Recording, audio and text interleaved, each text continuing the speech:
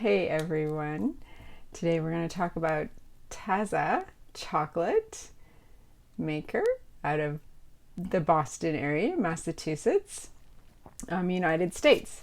So Taza was founded 2005-2006 by Alex Whitmore, Larry Slotnick, and Kathleen Fulton. Alex and Larry were colleagues at a company called Zipcar, which is kind of like a car sharing service. And Kathleen is Alex's wife. None of them had any background in chocolate before starting the business. Alex actually had a bachelor's degree in anthropology from Vassar. Kathleen has an undergrad in studio arts. So Alex is now the CEO. Kathleen is the chief design officer, obviously with her art background, and she also has an MBA. And Larry I couldn't find much about. I just know that they're colleagues from Zipcar. So Alex, he was from Boston, and with his he grew up with his dad, and he lived on a boat with his dad for a while and learned to sail and traveled all over the place and sampled new kinds of foods, which probably sparked his interest in global culinary traditions. And so Taza has said that they were inspired in part by Scharfenberger and Dagobah in the early 2000s, which interestingly are, in case you didn't know, both now owned by Hershey's. And also a trip to that Alex took to Oaxaca, Mexico, where he first had stone ground chocolate, which is this is their focus, stone ground chocolate. So Alex and Kathleen met in 2005, and when they went on their first date, he talked to her about his plans to open a chocolate cafe. And she told him, his words, quoting her, that that's a dumb idea. And so it was kind of their first collaboration. It went from there. So when he went to Mexico, he was inspired by the rustic charm of the flavor in the stone ground chocolate. And so he wanted to create a factory, and he did, in Somerville, Massachusetts, which is kind of like a suburb of Boston.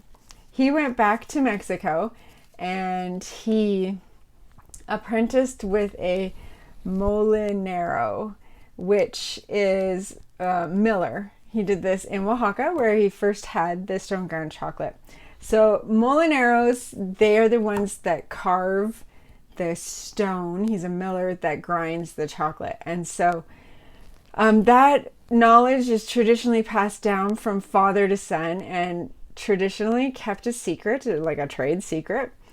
So this molinero that he worked with, that he apprenticed with, only offered him the basic techniques in learning how to create the stones that grind the chocolate. Alex learned most of what he knows about creating the stones and milling the stones from books and trial and error.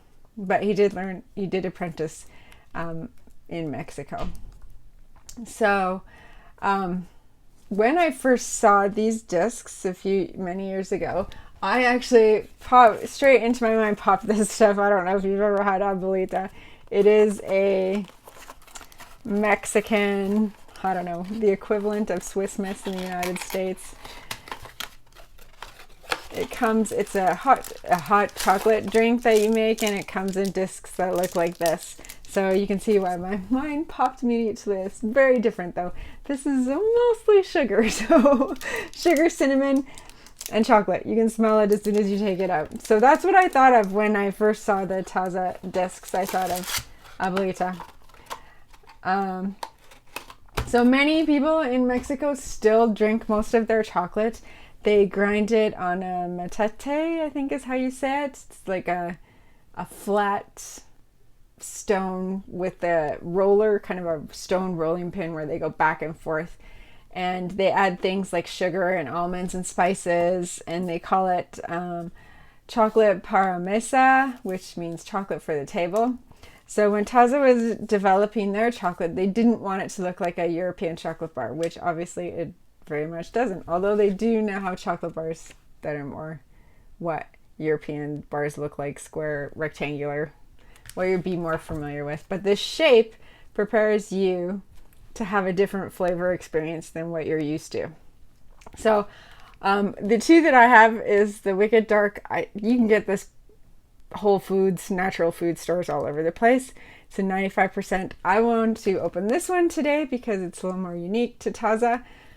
It's a stone ground chocolate. It's got a little bit of vanilla in it. And let's open it up and take a look and see what's inside.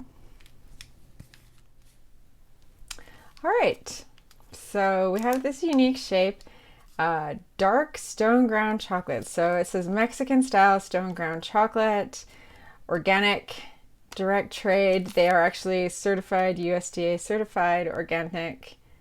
Taza was actually the first maker to establish a third-party direct trade certification. So that's unique to them. Verified non-GMO and gluten-free. Let's flip it back over to the top. So there is vanilla added to this, and it contains 2 discs. So it's going to be interesting to see what's inside. Very unique package, unique shape, prepares you for the unique experience you're going to have.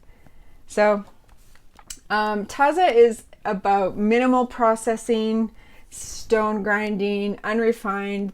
They do not conch at all, no conching. They're organic, they're bean to bar. They source their beans from a lot from the Dominican Republic, some from Haiti, some from Ghana. So they have different sources that they get them from. Interestingly, they do not put their sources on any of their bars, this bar either. So I'm thinking, I would guess most of them are probably blends of the chocolate. Let's see what else we got on the back here. So stone ground, unrefined, minimally processed, bold flavor. This is a 50% dark. Here's the ingredients: organic cacao beans, organic sugar, organic vanilla beans. Let's see, what else do we have on here? Okay. So dairy-free, soy-free, vegan, gluten-free, all of those free. So they direct trade. They pay above fair trade. They only work with farmers that ensure humane work practices.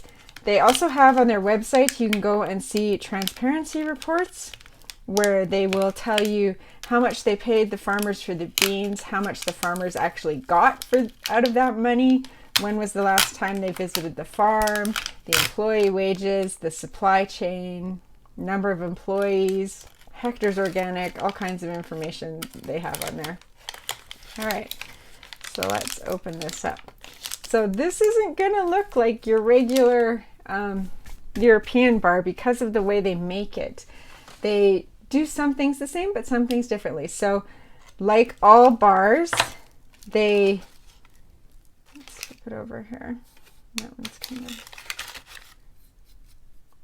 they roast, they winnow the beans, and after that step, they go into what's called their blue molinos, which is the first stone grinding stage. Then, depending on whether they're making the discs or a bar, if they're making a bar, the first stone ground cacao beans then go through a roll refiner. If they're making a disc, those beans go through their red molino, which is the second stone grinding stage. And then from there, it goes back to the same where you have tempering, molding, cooling, packaging, all of that. Same thing. So let's take a look at this bar, see the aromas and the flavors, and prepare ourselves for the unique experience. So you can see there's sugar crystals, and it just looks different than a regular craft chocolate bar does. Let's give it a smell. So when I warm this up a little bit with my thumb to have, let's hear the snap. Ooh, that's a good snap. Oh, and I don't know if you can see this on the camera. You can see the sugar crystals in there. You can see that it's not a super refined bar. There's large particles in there. You're going to feel this one in your mouth. So when I smell this, I get earthy aromas, cocoa, sugar. Let's give it a taste and see what it tastes like. All right, so for me, this bar is very sweet. So when I pop it in, I get immediately, you get the sugar. I mean, you can see the sugar crystals in there. You're getting the sugar right away. Very, very strong sweetness. A little bit of earthiness, like peat or nuttiness. A little bit of nuttiness. The chocolate actually takes a long time to start melting just because of the roughness of the refinedness. So you get sugar for a long time, and then when the chocolate finally starts to melt, you get some peatiness, a little bit of fruitiness. It's just, for me, there's a lot of sugar, and that's the overwhelming flavor in this bar. If you like raw chocolate, this would be a good bar for you to have. And of course, you get the vanilla flavor in there too. So that is the Taza bar. It's a fun thing that's different than your regular European bar. More reminiscent of a raw cacao bar versus a refined bar. So it's kind of a halfway between raw and refined chocolate. And that's Taza. So I'll turn the camera back around and finish up. All right, so that is Taza stone ground. For me, that one's very sweet. If you're looking for a different chocolate experience, that would be one that would give you a different chocolate experience. Got very different mouthfeel than what you're used to, and different flavors. Since I was kind of surprised that it was not bitter, not very astringent, considering that they actually do no conching.